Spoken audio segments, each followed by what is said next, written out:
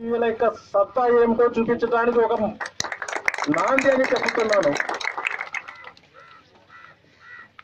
గతంలో ఎన్నో ఎలక్షన్ల ముందు తర్వాత రాజకీయ నాయకుల దగ్గర వెళ్ళి మా వాళ్ళు మేము 10,000 మంది ఉన్నాము, 15 వాళ్ళు ఉందంటే బాగా చెప్పినారా, ఎక్కడున్నారా అని హేళన భావంతో చూసేవాళ్ళు. కానీ ఈరోజు మన ఐకమత్యం వలన మన స్ట్రెంగ్త్ని, మన యొక్క యూనిటీని చూపించడానికి మంచి అవకాశం ఉంది. కాబట్టి ఈ విధంగా ప్రతి చోట కూడా, ప్రతి ఊర్లో, ప్రతి విలేజెస్లో కూడా మన వాళ్ళు ఉన్నారు సోదరులు. వాళ్ళందరూ కూడా ఇదే విధంగా వాళ్ళు యొక్క స్ట్రెంగ్త్ని చూపించినట్లయితే మన యొక్క సమస్యలను మనం సులభంగా ప్రభుత్వం దృష్టికి తీసుకెళ్లడానికి అవకాశం ఉంటుందని కూడా నేను భావిస్తున్నాను. ప్రస్తుతం మీరంతా ఒకసారి గతాన్ని మనదు నెమ్మది వేసుకున్నట్లయితే ఎన్టీ రామారావు గారు తెలుగుదేశంను స్థాపించినప్పుడు మొట్టమొదట బీసీ కులాలకి లోకల్ బాడీస్లో రిజర్వేషన్ ఇచ్చింది ఘనత ఒక్క ఎన్టీ రామారావు గారికి తెలుగుదేశంకే ఉందని చెప్పడానికి కూడా సందేహం లేదు. అందువల్ల గత తెలుగుదేశం వచ్చినప్పటి నుంచి, ఆవిర్భావం చెందినప్పటి నుంచి కూడా మన దూదేకుల సోదరులు 100కి 100 పాళ్ళు, 98 పాళ్ళు అందరూ ఎప్పుడు కూడా తెలుగుదేశంగా ఓటేసి ఈ తెలుగుదేశాన్ని నమ్ముకొని ఉన్నారని కూడా ఇందుకు మూలంగా నేను చెప్తున్నాను. అదేవిధంగా గతంలో 2013లో గుంటూరులో ఒక రాష్ట్ర నలుమూల నుంచి కూడా వచ్చి రావడం జరిగింది.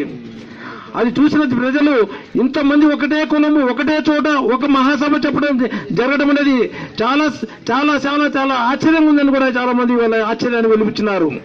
ఆ రోజు ఆ మహాసభకి చీఫ్ గెస్ట్ గా అప్పుడు అపోజిషన్ లో ఉన్నటువంటి నారా చంద్రబాబు నాయుడు గారిని మేము ఆహ్వానించడం జరిగింది.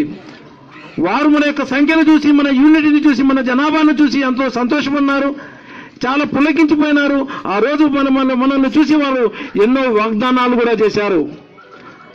ఆయన చూపించినటువంటి ఆదరణ, ఆయన చూపించినటువంటి వాగ్దానాలను చూసి మన వాళ్ళు ఎంతో సంతోషం చెడి ఆ రోజు మన ముఖ్యమంత్రి గారు, ఇప్పుడు ప్రస్తుత ముఖ్యమంత్రి గారు ఆ రోజు వచ్చినప్పుడు మీకు ఎమ్మెల్యేల టికెట్లు 4 ఇస్తాను, ఎంపీ టికెట్లు ఇస్తాను, తర్వాత ఇస్లామిక్ మైనార్టీ స్కీమ్లు ఉన్నాయి అవన్నీ కూడా మిమ్మల్ని కూడా భాగస్వామి చేస్తాను, అదేవిధంగా ఈ నిరుద్యోగ యువతలు కూడా నేను సరైన ఒక మార్గం చూపిస్తాను కూడా ఎన్నో వాగ్దానాలు చేసినారు.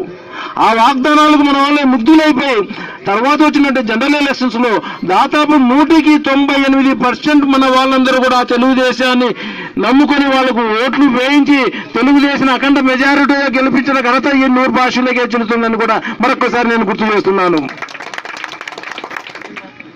కానీ దురదృష్టవశాత్తు మనకి ఎమ్మెల్యే టికెట్ ఒకటి అలాట్ చేయడం జరిగింది ఆ రోజు. అది కూడా మన స్టేట్ ప్రెసిడెంట్ నాగుల మీద కూడా విజయవాడ వెస్ట్ కూడా అలాట్ చేయడం జరిగింది. ఆ రోజు మన వాడు ఎమ్మెల్యే అయిపోతాడు అని ఎంతో ఆశతో చూసినాము. దురదృష్టవశాత్తు అది బీజేపీ అలయన్స్ లో అది బీజేపీకి పోవటము, మనం నిరాశ గురైపోయినాము. కాబట్టి ఒక ఎమ్మెల్యే కూడా తర్వాత అదే సమయంలో కూడా మన చమనన్న గారు ఎంపీ అవుతారని కూడా మేము ఎంతో ఎదురు చూసాము. కూడా ఆ కళ కూడా మాకు నెరవేరలేకుండా పోయింది.